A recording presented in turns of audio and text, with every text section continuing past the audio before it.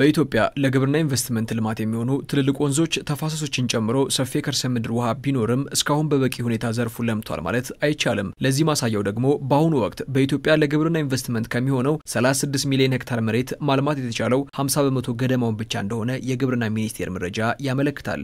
ይህን በቅጡ የተረዳው የግብርና ሚኒስቴር ለዘርፉ ከፍተኛ ትኩረት በመስጠትና ኢትዮጵያ በዘርፉ ያላትን እምቅ አቅም ተጠቅማ ተጨባጭ ነገር ለማግኘት እንዲያስችላት በቅርቡ ተሻሽሎ በሕዝብ ተወካዮች ምክር ቤት የጸደቀው የግብርናና ገጠር ልማት ፖሊሲ እንዲሻሻል ካረጉት በርካታ ምክንያቶች አንዱ የግብርና ኢንቨስትመንት ትኩረት ይገኝበታል። ግብርናና ገጠር ልማት ፖሊሲ ጸድቋል።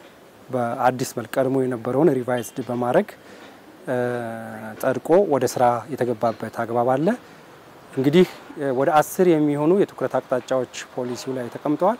ከ10ሩ አንዱና ዋናው የአግሪ ቢዝነስ እና ግብርና ኢንቨስትመንትን ፕሮሞት ከማድረግ አንፃር እንደ አንድ ከ10ሩ አንዱ የትኩረት አቅጣጫ ሆኖ በፖሊሲያችን ላይ ተቀምጧል ማለት ነው። ከዛም ባለፈ እንግዲህ ፖሊሲው ሪቫይዝ እንዲደረግ በርካታ ምክንያቶች አሉት። አንደኛው እስካሁን በነበረው የግሉ ሴክተር ወይም ፕራይቬት የግብርና ኢንቨስትመንቱ ብዙም ትኩረት አልተሰጠም። የኤክስቴንሽኑ የምርምሩ ስራ ሲሰራ የነበረው በዋናነት በፐብሊኩ ነበር፣ በመንግስት ነበር። አዲሱ ፖሊሲ ደግሞ ነው ፕራይቬት ሴክተሩም አቅም ያላቸው፣ ችሎታው ያላቸው፣ ልምዱ ያላቸው እዚህ ላይ መሰማራት የሚችሉበት አግባብ ይፈጠር በሚል ሐሳቤ ፖሊሲው ሪቫይዝ እንዲደረግ አንደኛው ምክንያት ይሆናል። የግብርና ኢንቨስትመንትን ለማሳደግ ትኩረት የተደረገበት መስክ በዘርፉ የተሻለ ቴክኖሎጂ የሚጠቀሙትንና የተሻለ ካፒታል ያላቸው ሞዴል አርሶ አደሮችን ወደ ባለ ሀብትነት እንዲሸጋገሩ በማድረግ የግሉ ዘርፍን ማበረታታት የሚለውም ይገኝበታል። በተጨማሪም የግብርና ኢንቨስትመንትን ለማሳደግ ከተሰጡ ትኩረቶች መካከል በግብርና ምርት ውል ወይም የኮንትራት ፋርሚንግ አዋጅን በማውጣት በእርሻ ኢንቨስትመንት የተሰማሩ የሀገር ውስጥ ባለ ሀብቶችን ከዓለም አቀፍ ባለ ሀብቶች ጋር በማስተሳሰር መስራት የሚችሉበትም እድል አንዱ ነው። እንደ ሀገር ወደ 5753 የሚጠጉ ኦልሞስት በየጊዜው ቁጥራቸው እየጨመረው ወደ 6000 የሚጠጉ በእርሻ ኢንቨስትመንት የተሰማሩ ባለሀብቶች አሉ። አጠቃላይ ወደ 2.2 ሚሊዮን ሄክታር መሬት በእነኚህ ባለሀብቶች ተይዟል። እነኚህ ባለሀብቶች ፐርፎርማንሳቸው ብዙም አይደለም፣ ወደ 44% ነው ፐርፎርም እያደረጉ ያሉት። እነኚህ ባለሀብቶች ፐርፎርማንሳቸው ዝቅ ለማለት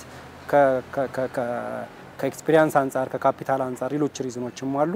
ይሄ ኮንትራክት ፋርሚንግ አዋጅ መውጣቱ በጣም ዓለም አቀፍ የሆኑ ካምፓኒዎች ልምድ ያላቸው ኤክስፒሪያንሱ ያላቸው ዓለም ላይ በስፋት እየሰሩ ያሉ ባለሀብቶች እነኚህ ባለሀብቶች ቀጥታ አገር ውስጥ ካሉ ባለሀብቶች በኮንትራክት ፋርሚንግ ወይም በግብርና ምርት ውል ትስስር ፈጥረው መስራት የሚችሉበት አግባብ የኮንትራክት ፋርሚንግ አዋጅ 1289/2015 ጸድቆ ኦሬዲ አሁን በተለይ በደቡብ በአማራ በኦሮሚያ ላይ እነኚህ ባለሀብቶች ቀጥታ ከአቅም ካላቸው አስመራቾች ጋራ ስራ መስራት እየቻሉበት አግባብ አለ ማለት ነው። የግብርና ሚኒስቴር የግብርና ኢንቨስትመንትን ለማሳደግ ከክልሎች ጋር በቅንጅት እየሰራ ሲሆን በዋናነት የክልሎችን አቅም ማሳደግና ባለሀብቶች ምን አይነት ቁመና ላይ ናቸው የሚለውን ጭምር መለየትና በዘርፉ የሚሰማሩትንም ባለሀብቶች ችግር ለመቅረፍ እንዲያስችል በየዘርፋቸው ማህበራት መስርተው በዚያ በኩል ክትትል የማድረግና የመደገፍ ስራንም ይሰራል። የባለሀብቶችን ችግር ኢንዲቪጁዋሊ መቅረፍ ያስቸግራል።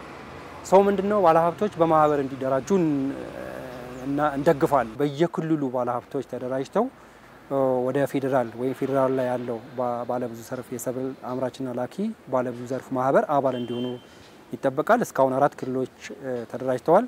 የኦሮሚያ፣ አማራ፣ ቤኒሻንጉል፣ ጋምቤላ፣ ቀጣይ ደቡብ ምዕራብ አሁን በቅርብ ተደራጅተው ወደዚህ ጆይን ያደርጋሉ። በተመሳሳይ ትግራይ ክልልም ሌሎች ክልሎችም በተመሳሳይ የተደራጁ ወደ ፌደራሉ እንዲገቡና ከፌደራሉ ጋር ኮንቲኒየስ የሆነ ውይይት በማድረግ የዘርፉን ችግር ለመቅረፍ ስራዎች እየተሰሩ ያለበት አግባብ አለ ማለት ነው። እነኚህን ሁሉ ትኩረት በመስጠት ኢትዮጵያ ከግብርና ኢንቨስትመንት ዘርፍ ማሳካት ከምትፈልጋቸው ጉዳዮች መካከል አንዱ ያሏት የግብርና ኢንዱስትሪ ፓርኮች ጥሬ ዕቃ ከባለሀብቱ እንዲያገኙ ማስቻልና ከውጭ የሚገቡ የግብርና ምርቶችን ሙሉ በሙሉ በሀገር ውስጥ ምርት ማስቀረት የሚለው ይገኝበታል። እንዲሁም የግብርና ኢንቨስትመንትን ያለውን ኢኮኖሚያዊና ማህበራዊ ፋይዳዎች ከመጠቀም ባለፈ አልሚዎች በሚሰማሩባቸው ስፍራዎች ማህበራዊ ኃላፊነታቸውን ከመወጣት ባለፈ በዋናነት ተከታዮቹን ጉዳዮች ለማሳካትም ውጥን ተይዟል። ባለሀብት ቴክኖሎጂ ሊኖረው ይገባል።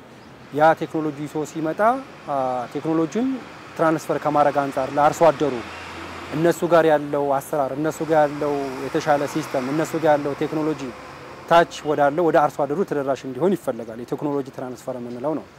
በሁለተኛ ደረጃ የስራ ዕድል ፈጠራ ነው። ለበርካታ ለሚሊዮን የሚቆጠር ሰራተኞች በቋሚም በጊዜያዊም ስራ እድል እንዲፈጠር ይፈልጋል። አሁን ባለው እንኳን የሁመራን የመተማን አካባቢ ብንወስድ ያ አካባቢ ብቻ በአመት ውስጥ ከ1 ሚሊዮን በላይ ለጊዜያዊ ሰራተኞች የስራ እድል ከመፍጠር አንፃር አቅም አለው። ስለዚህ ለቋሚም ለጊዜያዊም የስራ እድል ከመፍጠር አንፃር ትልቅ አስተዋጽኦ አለው። በሶስተኛ ደረጃ ፎሪን ከረንሲ ነው፣ የውጭ ምንዛሬ ነው። እነኚህ ባለሀብቶች የተሻለ ቴክኖሎጂ ተጠቅመው የሚያመርቱት ምርት ለፎሪን ከረንሲ ወይም የውጭ ምንዛሬ እንድናገኝ ትልቅ አስተዋጽኦ አለው።